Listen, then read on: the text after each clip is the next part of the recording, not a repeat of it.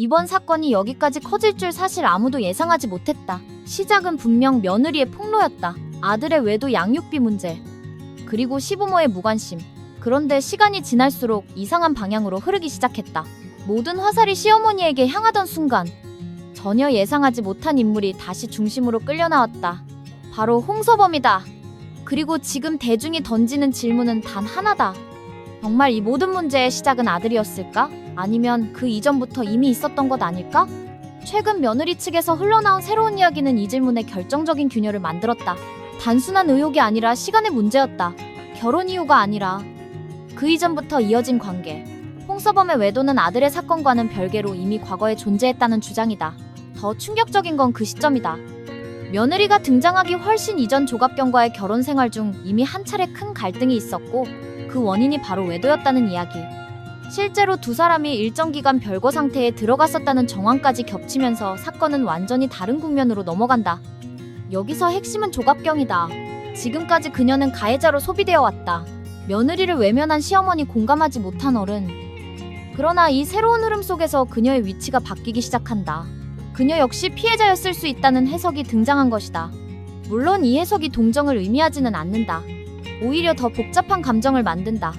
알고도 넘어갔던 사람, 혹은 모른 척했던 사람, 그리고 그 선택이 결국 지금의 결과를 만들었다는 시선. 특히 이번에 거론된 여성의 정체는 이 사건을 더욱 자극적으로 만들고 있다. 단순한 외부 인물이 아니라 조갑경과 가까운 인물이었다는 소문. 즉, 남편의 외도 상대가 단순한 타인이 아니라 지인의 영역이었다는 이야기다. 이 지점에서 대중은 더 강하게 반응한다. 왜냐하면 배신의 무게가 완전히 달라지기 때문이다. 그리고 며느리가 이 사실을 뒤늦게 확보했다는 주장까지 더해지면서 사건은 단순한 폭로가 아니라 의도된 공개로 해석되기 시작한다. 여기서 또 하나의 중요한 질문이 등장한다. 왜 며느리는 이 사실을 조갑경에게 먼저 알리지 않았을까? 이 질문이 지금 여론의 핵심이다. 만약 그녀가 정말 조갑경을 보호하려 했다면, 혹은 최소한 같은 여성으로서의 공감을 기대했다면 직접 전달하는 선택도 가능했을 것이다. 그러나 그녀는 그렇게 하지 않았다. 대신 모든 것을 한꺼번에 드러냈다. 이 선택은 우연이 아니다. 오히려 계획에 가깝다는 해석이 나온다. 조용히 모으고 결정적인 순간에 공개하는 방식. 그래서 일부에서는 이렇게 말한다. 이건 감정이 아니라 전략이었다. 그리고 바로 이 지점에서 오늘 공개된 또 하나의 사실이 이 흐름을 더욱 강화시킨다. 전 며느리는 최근 SNS를 통해 분명하게 말했다.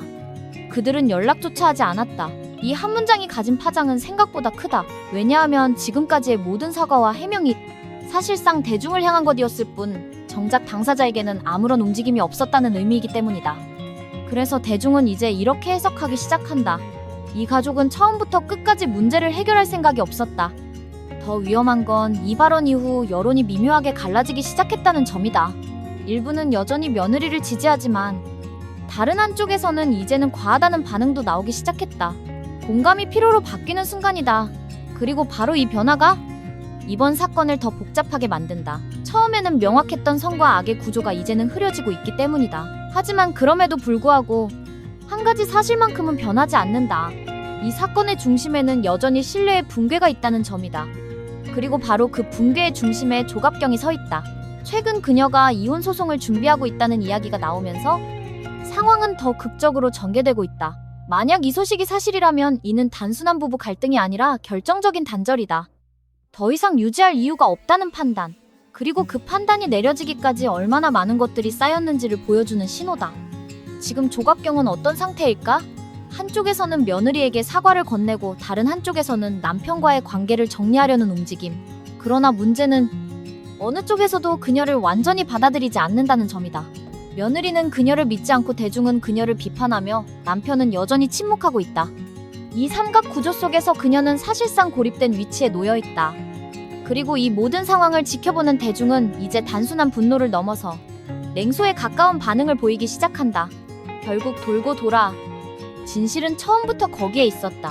바로 이 말이 지금 이 사건을 가장 정확하게 설명하고 있을지도 모른다. 지금부터 이야기는 완전히 다른 방향으로 흘러간다. 왜냐하면 이 사건에서 가장 위험한 순간은 폭로가 아니라 깨달음이기 때문이다. 조갑경이 지금 겪고 있는 것은 단순한 분노도 억울함도 아니다. 오히려 훨씬 더 깊은 감정이다. 자신이 믿고 있었던 지난 10년이 전부 거짓이었을지도 모른다는 그 감각.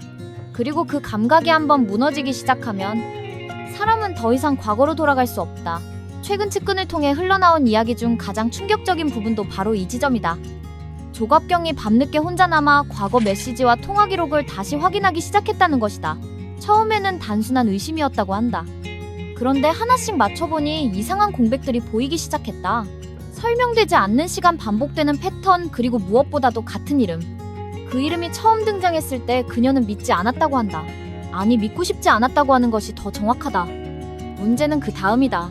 며느리가 가지고 있다는 사진과 증거의 존재가 알려지면서 그 의심은 더 이상 부정할 수 없는 형태로 바뀌기 시작했다. 단순한 말이 아니라 확인 가능한 자료.